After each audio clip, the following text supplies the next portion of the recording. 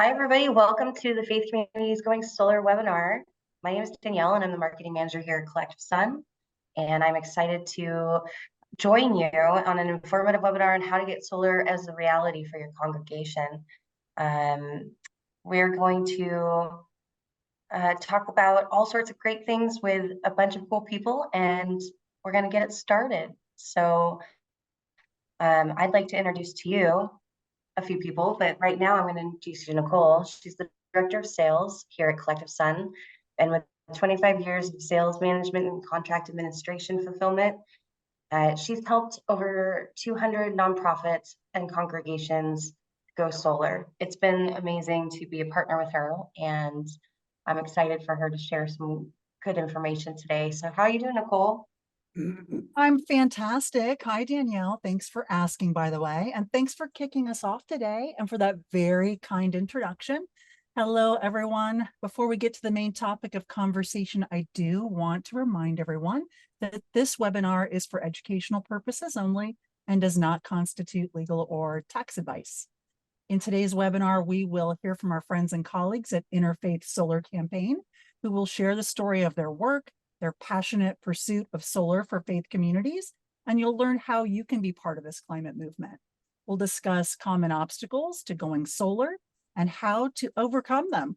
We'll learn about funding solutions available through CollectiveSun, and then we'll open it up for Q&A.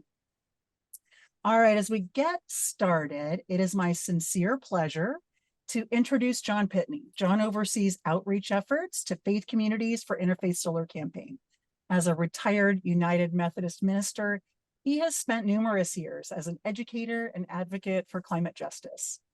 His conviction lies in the influential role that congregations can play in addressing environmental challenges. John, together with his wife, Debbie, is dedicated to actively combating the climate crisis, motivated by the desire to ensure they never have to explain to their grandchildren why more wasn't done to tackle this urgent issue in the crucial moments. As someone who has the distinct pleasure of working with John, I can tell you that I enjoy every opportunity I have to work with him and to see him in action. John truly wears his passion and conviction for renewable energy and climate justice on his sleeve and is a true living, breathing example of faith in action.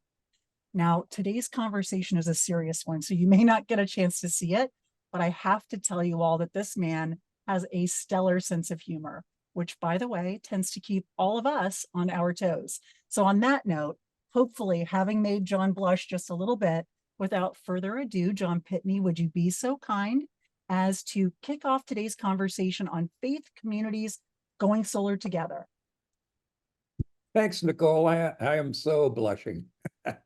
Hello, everybody.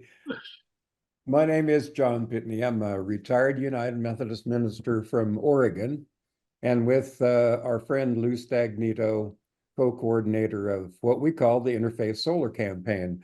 Our slogan is many paths, one sacred planet, and our goal is pretty simple, is to help all houses of worship across this country to reduce their greenhouse gas emissions. And our tool, the tool we offer, is a process to make it as easy as possible for congregations to go solar, if not solar plus battery storage. As Nicole alluded to a moment ago, it's been a long time since my wife, Debbie, and I decided that we were not going to be those grandparents who had to explain to their grandchildren why we didn't do everything possible we could in response to climate emergency while there was time. The other day, Debbie and I picked Jackson, as is our routine, up from kindergarten, and we were driving home in our Chevy Bolt EV. And from the back seat, he asked, Grandpa, what do solar panels do? Well, we pulled together an instant rolling webinar on how the sun rays tickle those electrons loose from the silicon wafers in the panels and send them to our house to cook his mac and cheese. I realize every time I talk to Jackson that the solar thing, it's kind of magic. It's kind of divine. Jackson and his generation are immersed in this new energy economy. In fact, I look in our own extended family, and 10 of our family's homes have solar, and there's at least 10 EVs being driven by relatives. And maybe more important for our seminar, our webinar today, is that Jackson's Unitarian Universalist congregation and our United Methodist congregation here in our community both have good-sized solar installations on their roofs. So our grandchildren are watching, and that's really one of the main reasons why we invite congregations around the country to join the Interfaith Solar Campaign, because when neighborhoods see panels visible on our roofs or on our grounds, they can say, look, this church, this synagogue, this mosque really cares about what's happening on our planet and what's happening to all living things, all things that move and breathe.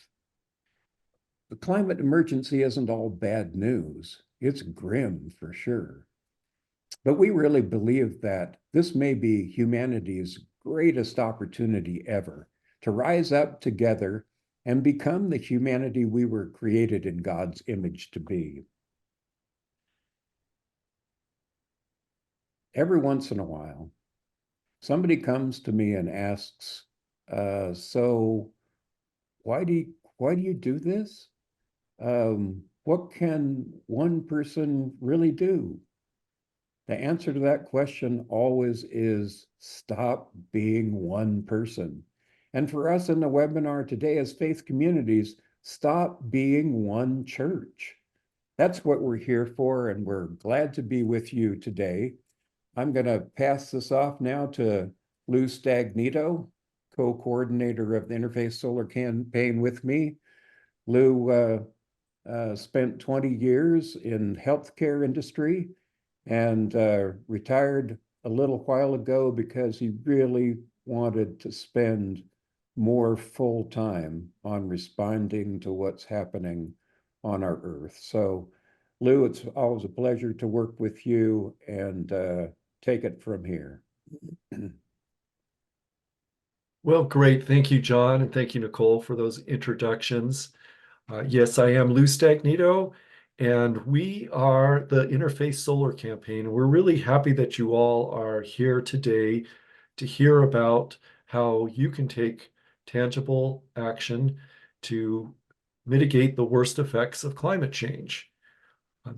This whole campaign is really built on partnerships. When John and I started this a few years back, we knew that there were lots of resources, lots of interest for going solar. And what we really needed was for people to come together and bring those resources together, to work together, to really build a movement around houses of worship getting solar panels. And so our work really is to connect individual churches, houses of worship with the resources that are out there that want to help folks put solar panels on and influence congregations and communities to do more for improving the environment and mitigating the worst effects of climate change. So we really see this as a movement. So the question really becomes, how do we make solar a reality?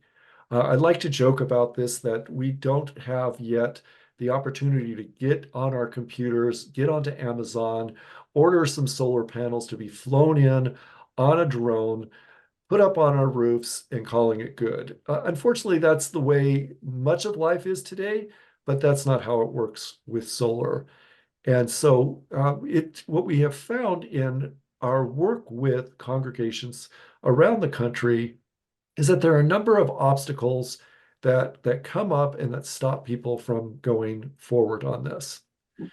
So our work really has been to help get over those obstacles. And we want to go over a couple of them, and maybe you're already familiar with these. If you've tried in any way to get solar, and I assume most of you here are interested in that and may have taken a step in that direction, what we found are two pretty consistent obstacles that get in the way and really stop faith communities from going forward. And when we found this through our interactions with many, many houses of worship, we wanted to just acknowledge that these are the things that tend to get in the way. So the first one is really about financing. We've talked with many communities of faith that have attempted to get bids from a solar contractor locally. And when they've gotten a bid, if they are fortunate enough to get a bid, they were pretty shocked at the sticker price, like how much it really costs to put solar on their buildings. And as they contemplated what to do next, the concept of how do we finance this really stops a lot of congregations from going forward, just not really knowing how they're going to pay for a solar array.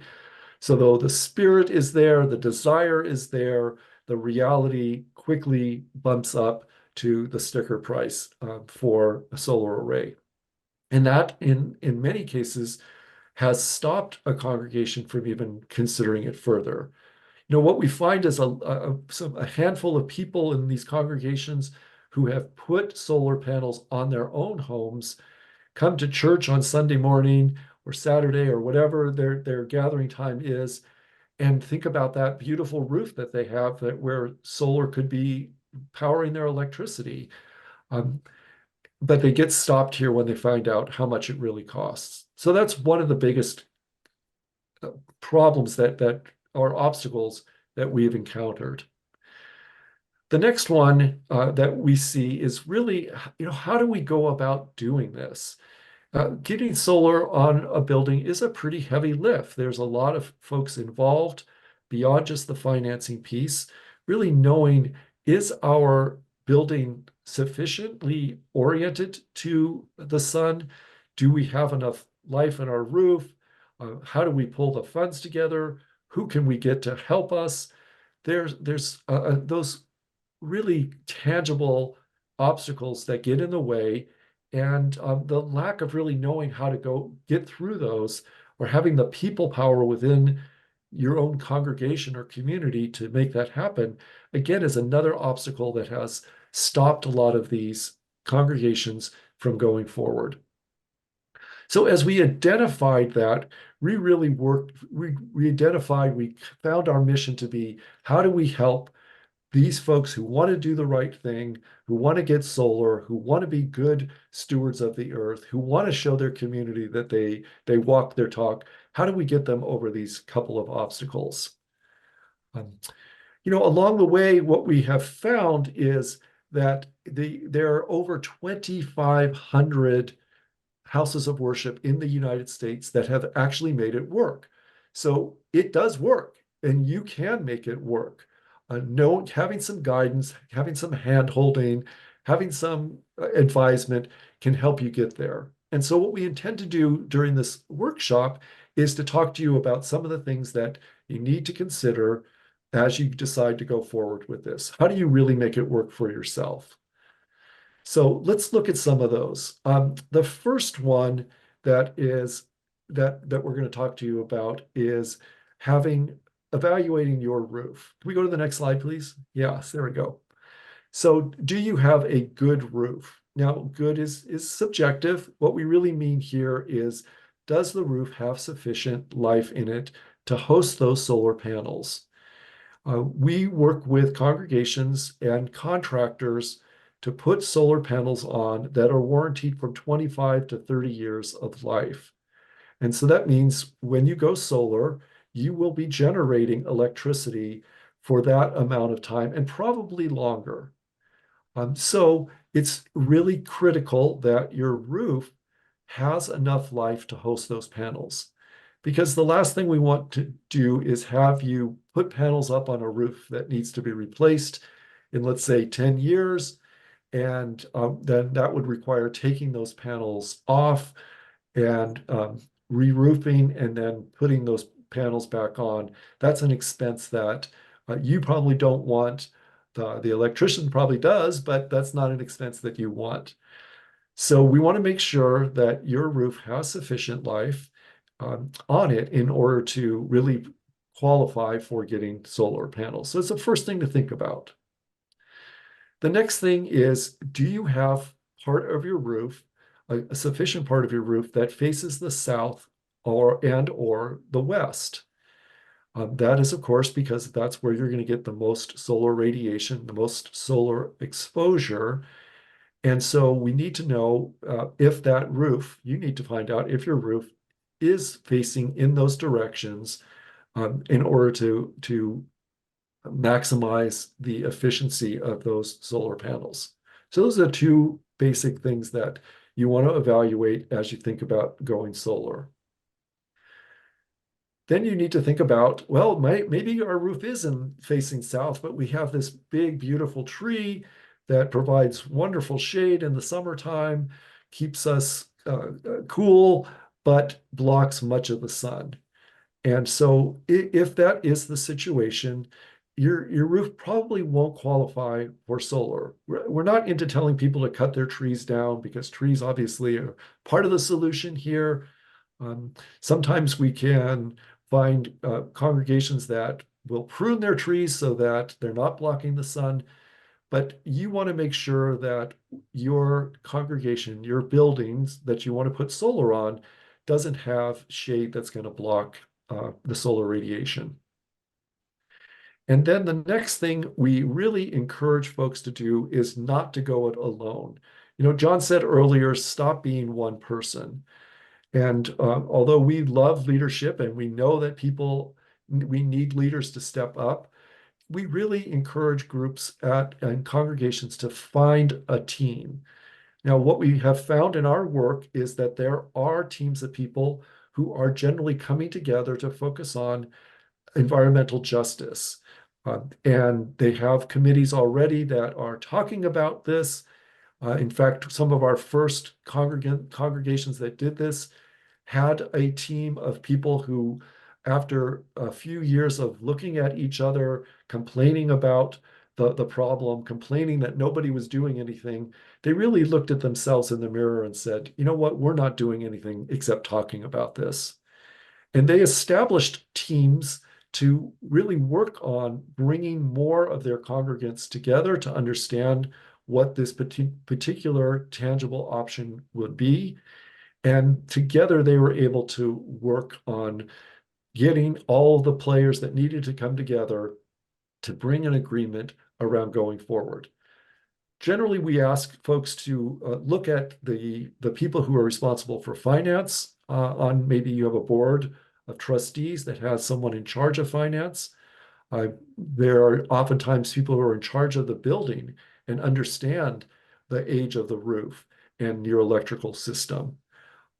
Then we're looking for folks who care about the planet and who care about doing something tangible to make your congregation lessen your environmental footprint, your carbon footprint. So those people coming together and then figuring out, you know, how do we make decisions about something like this? Who needs to be involved?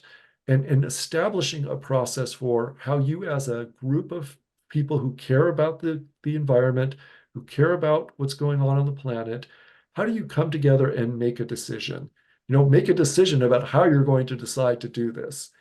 And when you do that, when all those pieces are together and have come together, you are ready to reach out to a group like ours that is actively helping congregations get solar panels on their building. So our main message is you can make this work, and that's what some of the things that you're going to need to consider as you go forward here. Now, we are painfully aware that those things aren't present in every single church in the US, every single house of worship in the US. And so if your roof isn't today ready to do that, think about what is the plan for replacing that roof? When might that happen? And if your roof is not oriented to the west or the south, do you have space on the ground around you for a ground-mounted system? That's another option. The Inflation Reduction Act that was passed during the Biden administration does allow for an incentive up until 2030. And so there are a few years of planning. And so consider, what are the things that you want to do in the future?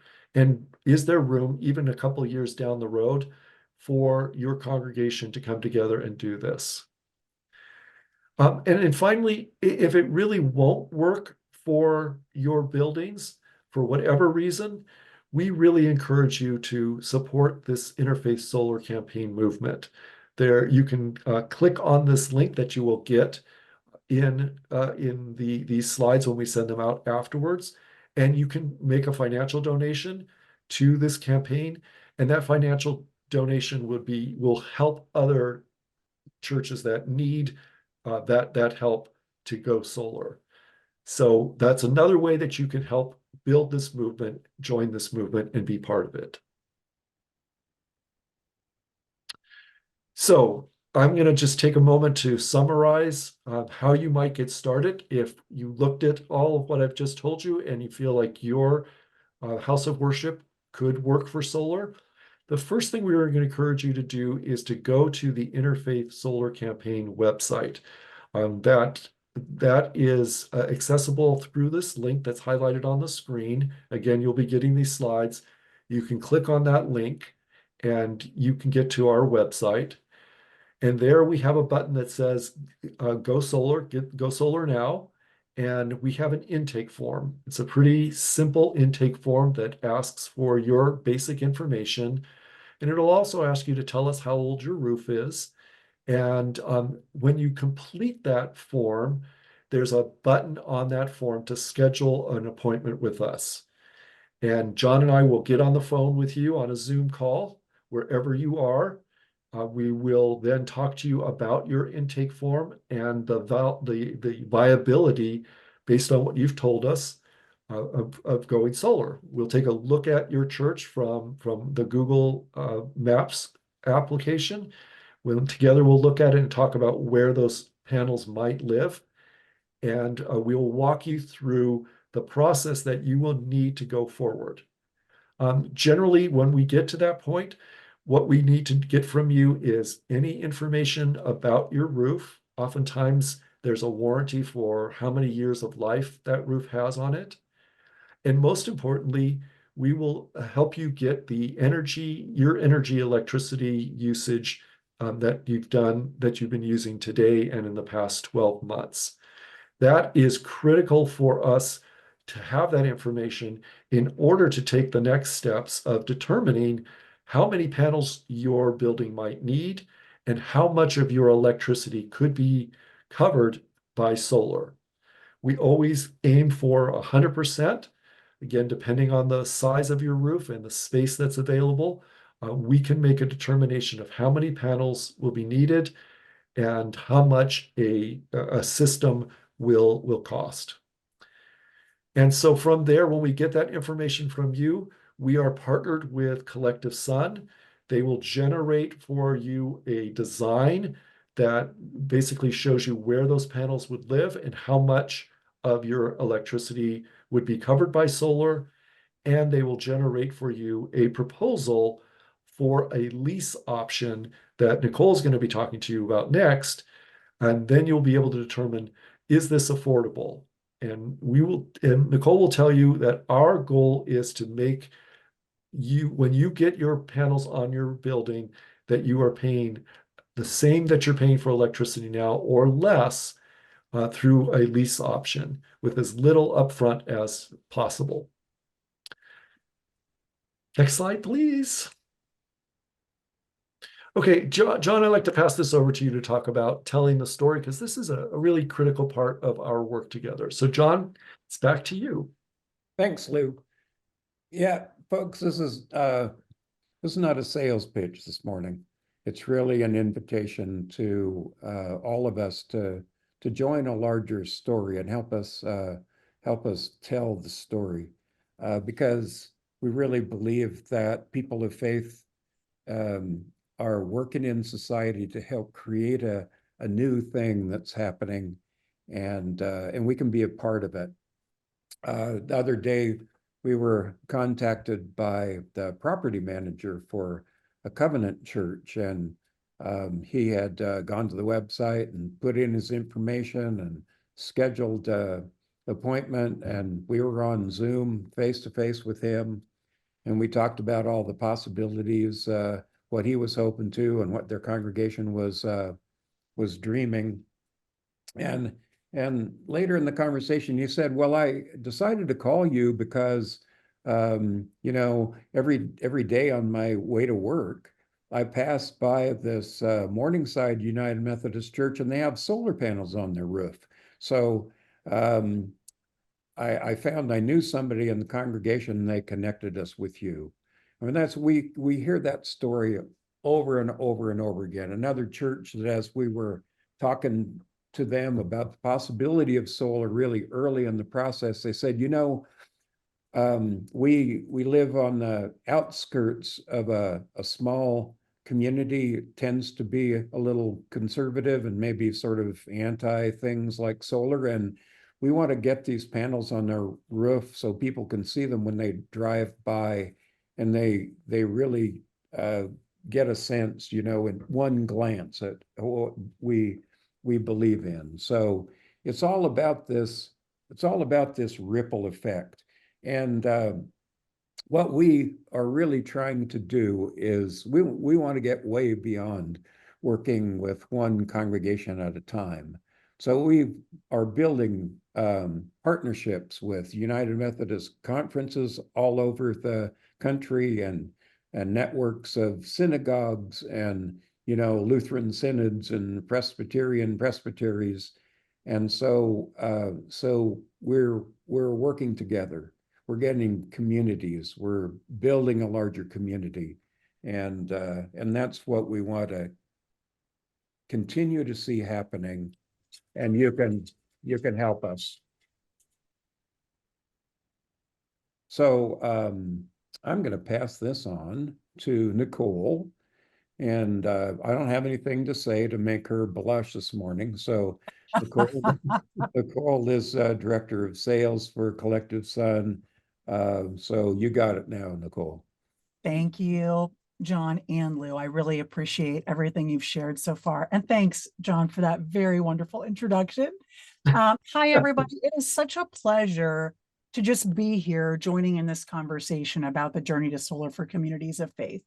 If I had to guess, I would say that you're probably having a lot of things that John and Lou have shared resonate with your own personal experience so far. CollectiveSun, we are a solar finance company dedicated to serving communities of faith and other nonprofits nationwide. For the past decade plus, we've been helping nonprofits navigate their solar journey and connecting them with financing solutions designed to fit the unique needs of their organizations. In just the past 6 years, we've partnered with over 200 nonprofit organizations nationwide on their solar financing, with over 50% of those projects being with faith communities. So this experience has made us very familiar with the challenges that you're facing going solar, and also the challenges of the solar installation process itself.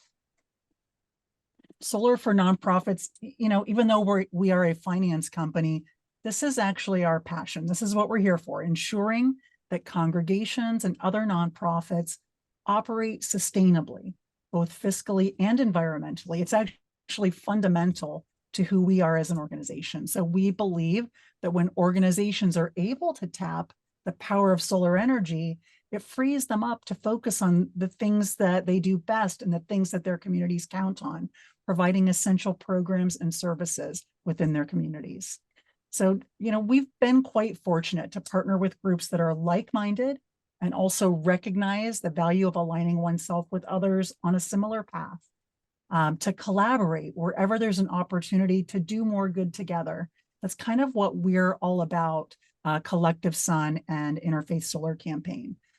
With that being said, I do hope that many of you today will be inspired by the work of Interfaith Solar Campaign and to support this exciting climate movement.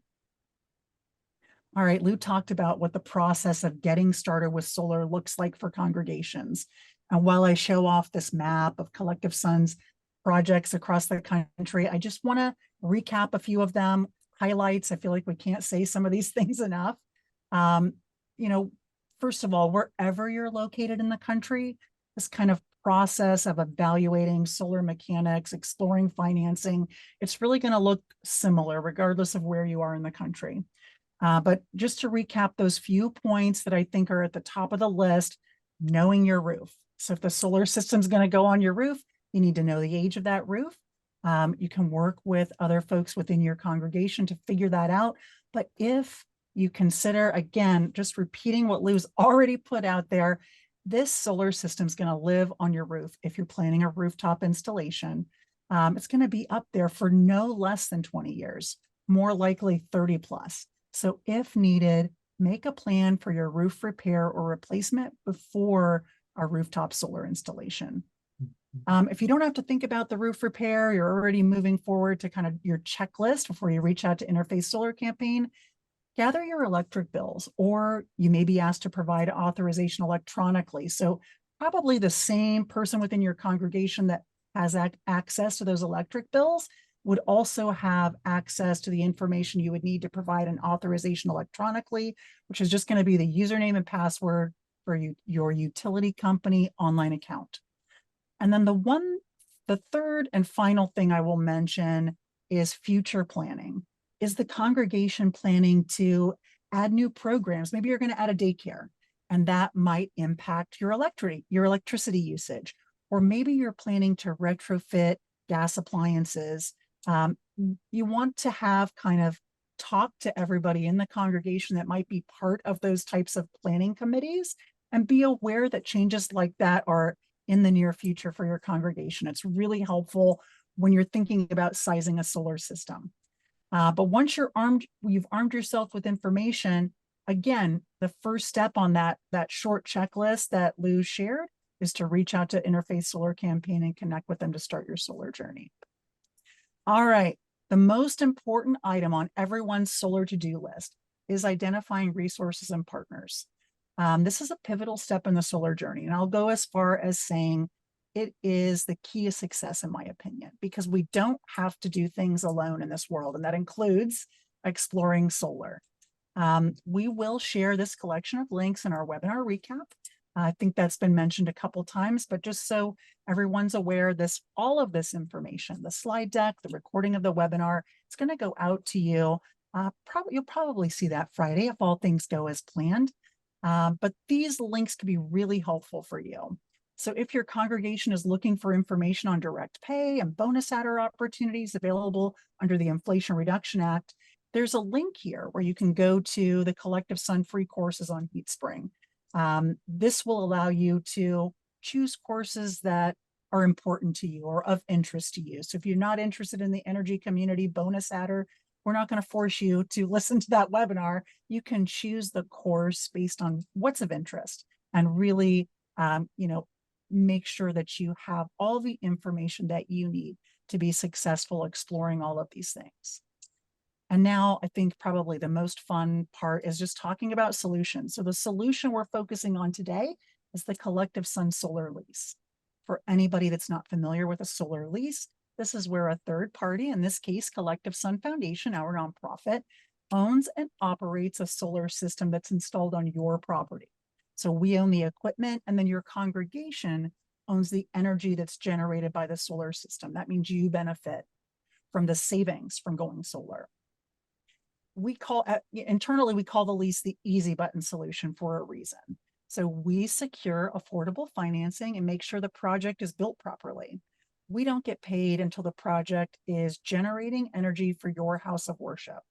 When you choose the CollectiveSun Solar Lease, we will do the work to select and vet a qualified solar installer, handle the solar installer contract negotiations and management, take care of construction management, which includes reviewing and verifying contractor milestones. We'll secure lien waivers and releases to protect your congregation against construction liens. We will also manage construction payments to contractors, subcontractors, and materials suppliers. So with the lease, there are no application fees, setup fees, or fees of any kind. There are also no hassles for you dealing with tax credits, understanding direct pay tax filings, or any IRS filings associated with the solar system. The lease has a 20-year term with early buyout options available, and full operations and maintenance are included with the CollectiveSun Solar lease. So now that we've talked about the features of this lease, how do you decide if this is a fit for your community of faith and compare it to other options you may be considering? Essentially, how do you make sense of your options to go solar? We really suggest starting with some practical questions. And there are no right or wrong answers here. This is just intended to help guide your internal conversation. It's going to be based on what resonates with the culture of your congregation. Do you have in-house construction management expertise? Often we see larger organizations do, but many smaller organizations and congregations function with volunteer staff that's already bandwidth constrained and just simply don't have construction management expertise, let alone the time to manage the project installation. The second question, are you comfortable bearing construction risks? So solar installations are indeed construction projects. And as you can imagine, with any construction project, things can go wrong. So is your community of faith prepared to navigate that and to bear that risk? And then the third question we ask you to pose to your committee or your group is, are you comfortable bearing long-term ownership risks? If you purchase the system directly, whether that's with cash reserves or with loan distributions from a loan, your organization is then responsible for the long-term costs associated with owning and operating a solar system, where when you lease a system, CollectiveSun Foundation bears that risk as the owner of the solar system. We would be responsible for operations and maintenance costs.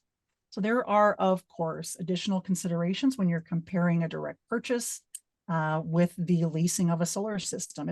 It's not an apples to apples comparison. It's probably more akin to, do we buy a lawnmower and mow the lawn ourselves? I'm oversimplifying here, but a DIY approach, or do we hire a landscaper and let an expert do that work? More of an easy button approach. And of course, putting all the work back on you. No one's going to know better than you what solution is the right fit for your congregation. Nonprofit solar financing is not a one-size-fits-all conversation. On that note, I feel like this is a really good time to go ahead and open it up for Q&A. Let's see here. We do have a few questions. So, will the presentation materials be made available for future use? So yes, anyone who registered for this webinar is going to receive those materials via email, and that will come out likely tomorrow, worst case scenario, Monday by end of business. John and Lou, is there a way for me to see which of the churches I invited to this webinar are participating? Hi, Mel. We can figure that out. I'm sorry. I was reading it in real time and not processing. So forgive me for calling that out right in real time. Yes, we'll get back to you on that. Let's see. Has anyone done an array layout with a cross pattern in middle of the solar array? So I can comment on this. So one of our very first projects at a wonderful church in Pennsylvania, they absolutely did a cross display of their solar panels facing the road. And we have gotten so many emails, phone calls. People have stopped into that church and asked them about their project, how they financed it, how they planned it, just everything about the process you can think of, whatever kind of resonated with that particular person on the day that they decided they weren't going to drive by one more time without going into the church. So it has been such an inspiration, but that is absolutely a wonderful idea. We've seen it put into practical application, and I think it's a really cool idea. Let's see, another question. You can tell I was really inspired by that one. I saw my own eyes light up there. Do CollectiveSun loans apply to roofing project prior to solar install? So no, there are some loans that you can get where you can include the roofing into the cost of a solar loan. Right now, we are not able to do that. We would look at basically the savings for your particular project.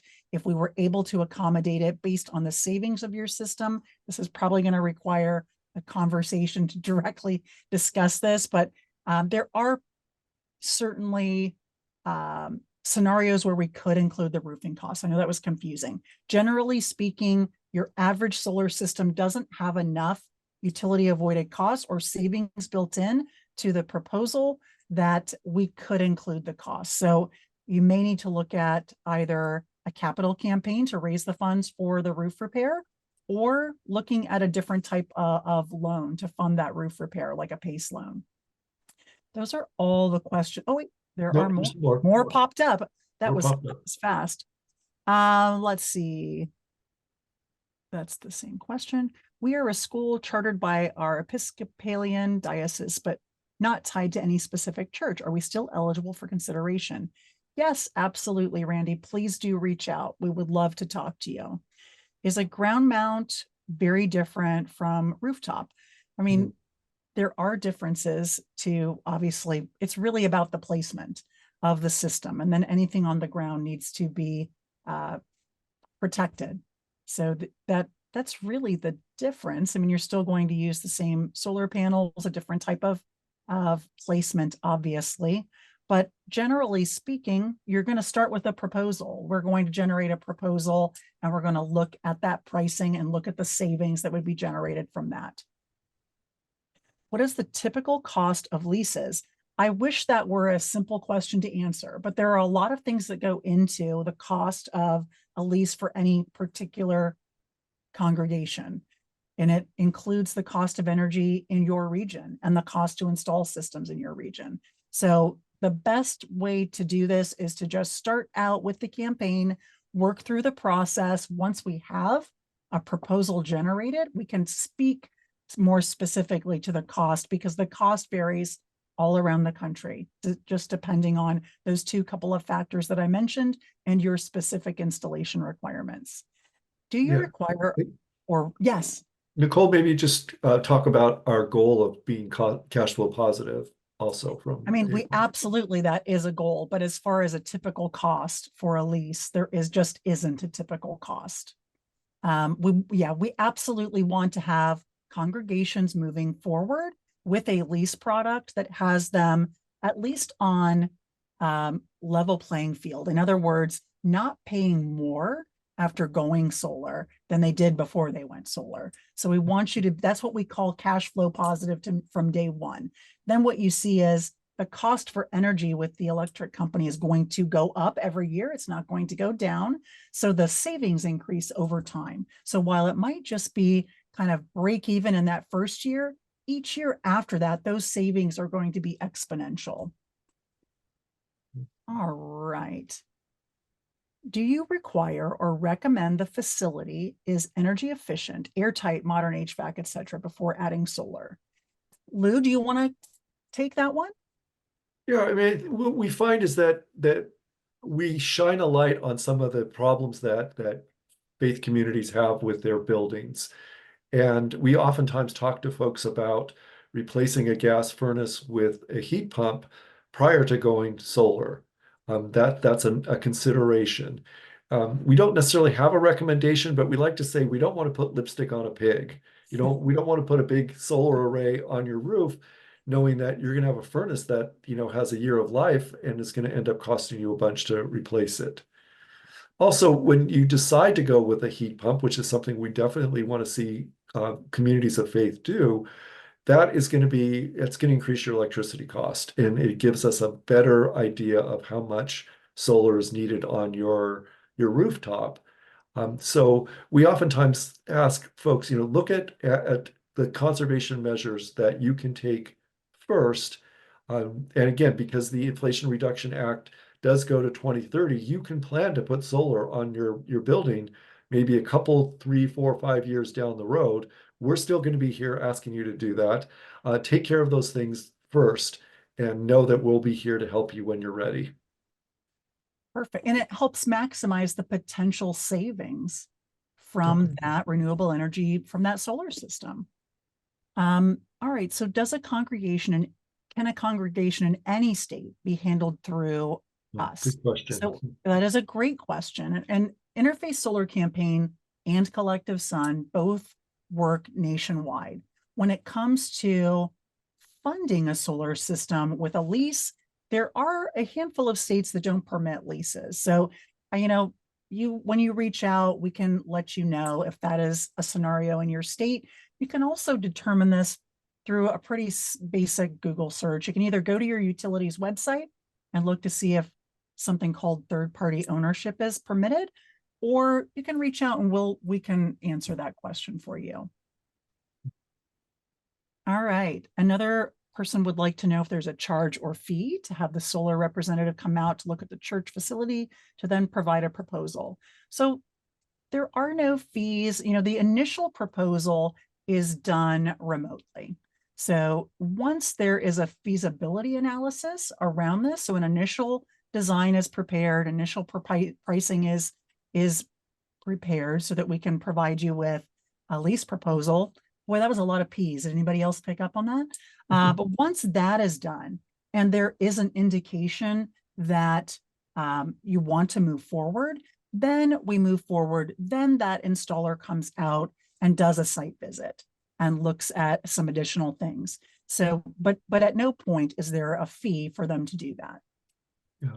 And this is a good point, a good time to let you guys know, who are listening to us, that John and I are volunteers. We are doing this without pay. And we do encourage people when they put in their intake information, if they want to make a contribution to the campaign, that's a good time to do that. There are no fees required, but if you can help us support other congregations to do this, we greatly appreciate that.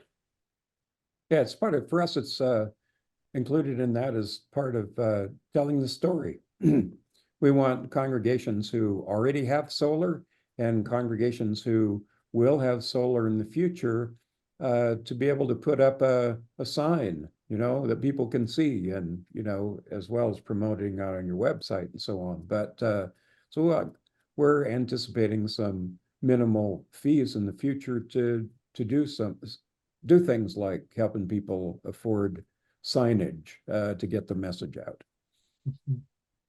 Beautiful. Okay.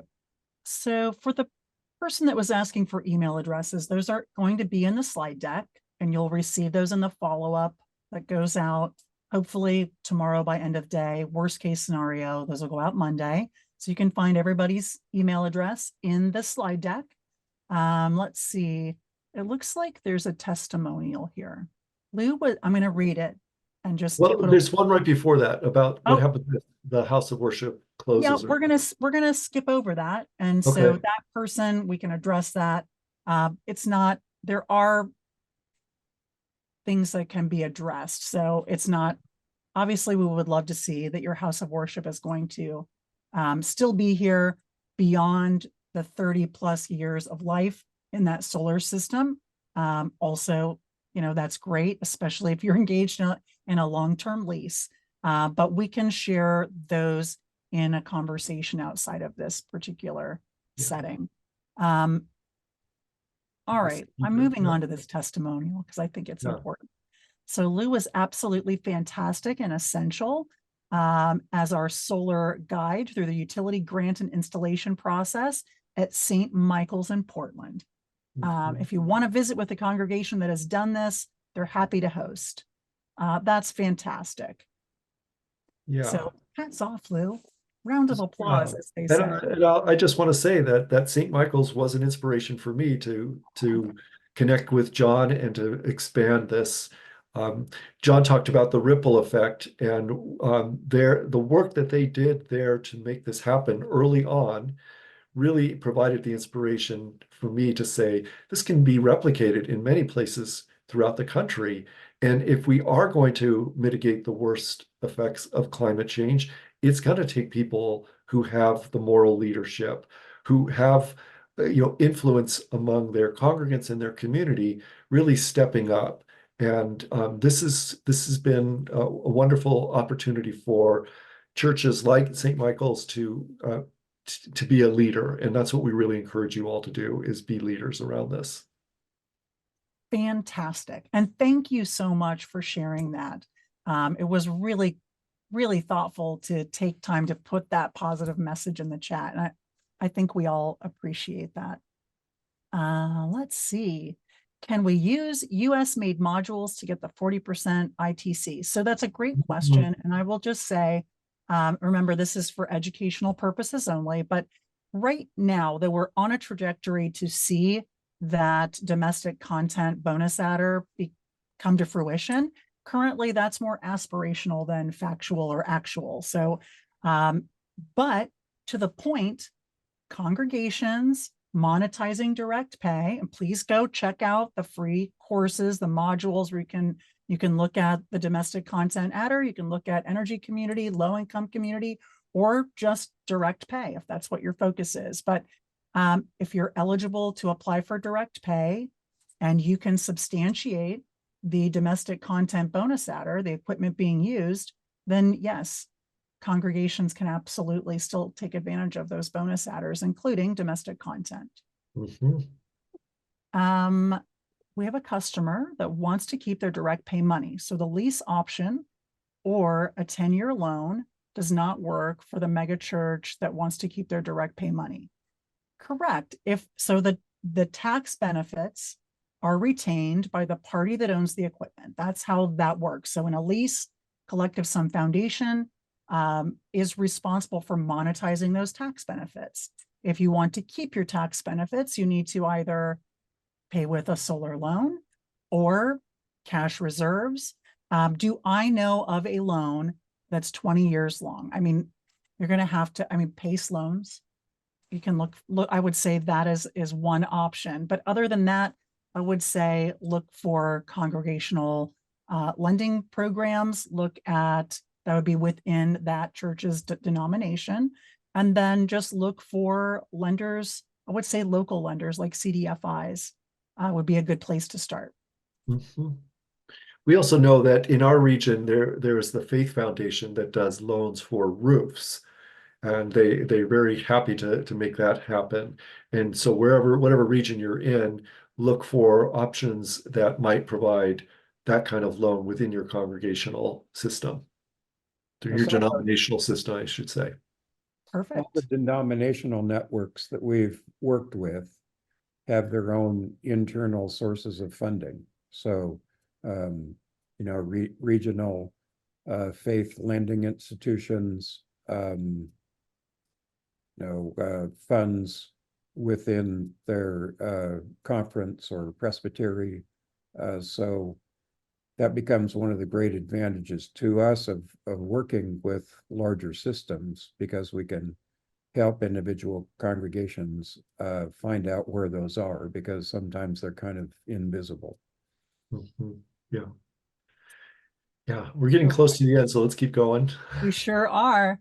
Yeah. Just, real quick, I know you just asked me to hurry up, and now I'm putting another comment in there of my own. All of these questions, and during this Q&A portion of the webinar, will be put into a recap. So we'll list all the questions and the answers. So if we don't get to any questions in real time today, we will still answer them in the recap. So please know that all of these, you'll get to see all of the questions and answers in the recap as well. Can we work with a nonprofit that's working with many houses of worship? Absolutely. That we love collaboration. We're collaborating on that same kind of approach right now. So please, we look forward to learning about the work that you're doing and seeing how we can all support that. Mhm. Are there options to purchase used solar panels? I know that used solar panels exist. We would not use them with the lease, but certainly you should be able to find some sort of marketplace for that. But I'm not an expert in that. I would start with a good internet search. Right. Also, just a side note, I don't know if that then means that your solar panels are not going to come with the very robust warranties that come with new equipment. So just be aware of that.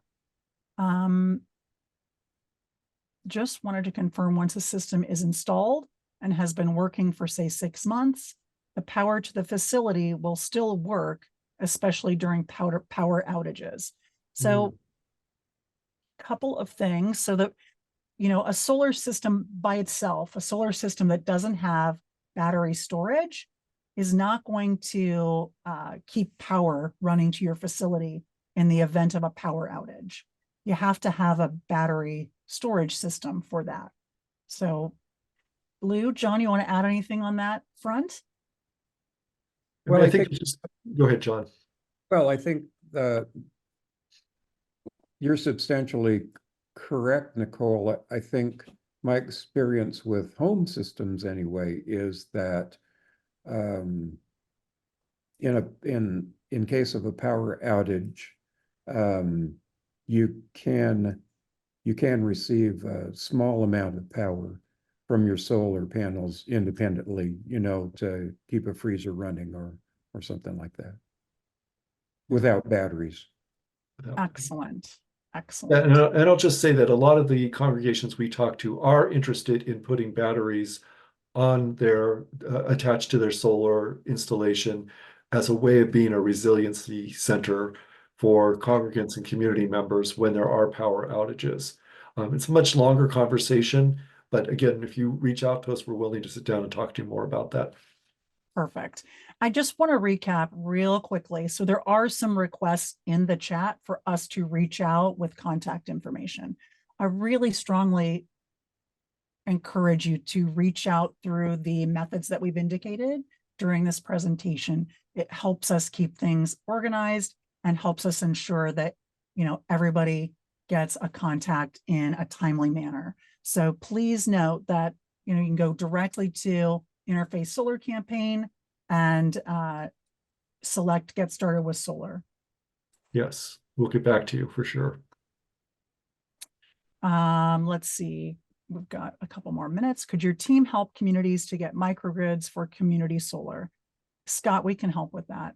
I would suggest in that case, I think you should have my contact information, but you can reach out to me directly. My email is in the slide deck, so get that in the recap.